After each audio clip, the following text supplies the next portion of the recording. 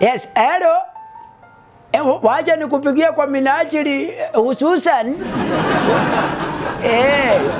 kwa mipangilio.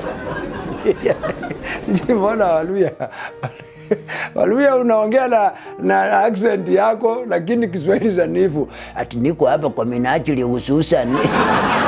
Anyway, how are you guys? I hope umekuwa salama. Mimi niko fiti. I go by the name wa Miti the Brand, na karibu to the story. Na of course leo tunaongelea mambo ya entertainment kidogo, kwa sababu Akothee, you all know Akothee amekuwa na mambo zake. Akothee amekuwa, kuna wimbo walitoa hapo akasema amepata murashia wake, yani mambo mingi sana ya role model, na alikataa by the way, by fire by force. Akothee alisema I am not your role model. I am not your role model. Model. Hey. You're very sorry, Akothee. Anyway, recently amepiga attack moja safi. You all remember jamaa alikuwa anajulikana kama Fundi Frank. Alikuwa fashionista. So I think kichwa ya Akothee tu inaamkanga tu inaamua sasa leo acha na kuna mtu I am attacking someone. So alienda kwa Facebook yake pale na akaandika post moja mrefu sana. And among the accusations, anasema ya kwamba Fundi Frank amekuwa drunkard, a man who is in his late 50s. Anasema kazi yake tu ni kuzunga kwa vilabu, kulewa, haja make investment hata moja. Hata Akothee anakumbuka kuna nguo alikuwa amshone back in 2014.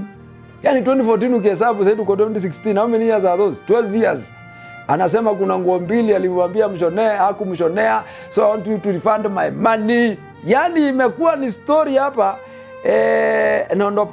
Na hiyo time anasema at some point Fundi Frank alikuwa mpaka PA wake, alikuwa amebebea mabags nini, na hiyo time Akothee alikuwa shajibaia V8. Yani Akothee anamuonyesha vile how she has been successful in her music career. Music career. Music. Amemutukana hapo, anamwambia you own nothing in your name, not even a home, a village. Hey, sijui nini ama Fundi Frank kuna kitu walisema yenye labda ilifanya ikatrigger Akothee. So comment section nayo wako na mambo ya kusema. Kuna mmoja hapo namwambia, wewe bwana, respect people's hustle because that's what put food in their table and someone is depending on that. Haya, na mwingine hapa anasema Fundi Frank is a guy who dress celebrities with his designs showcasing in magazines and newspaper articles like pearls, but he still has the same hairstyle. Eish, bro. Kwanza huyu jamaa anajulikana kama Baba Sam. Haya, kuna mwingine hapa anasema how is this affecting agrarian revolution in Mesopotamia? How is it affecting? Na mwingine anasema this only happens when Akothee is in love. When Akothee is in love, anaamua kujiachilia. Sasa be ready. Tighten your safety belts. Haya. Kuna mwingine hapa anasema I've met this guy several times. He dressed many big guys in the society today, including me, when money loved my pockets. Kwa hivyo ni kumaanisha amekuwa masikini yoya. A great designer in the clothing industry, where Akothee saa ingine wacha ujinga. The world is not round, mama. Naoma sana. Kuna mwingine hapa anasema guys, put some respect on Fundi Frank's name. He has done a lot of great things for this country, entertainment and fashion industry. He's really a good guy. So, andika hapo kwa comment section. What do you remember about Fundi Frank? Ni msanii mgani unadhani aliwahi dressiwa na Fundi Frank?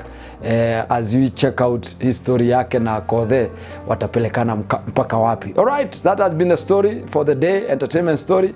And I've been your host, Wamiti the Brand. And I'll leave you with this Luya proverb. Whatever you go through in life, eat fast.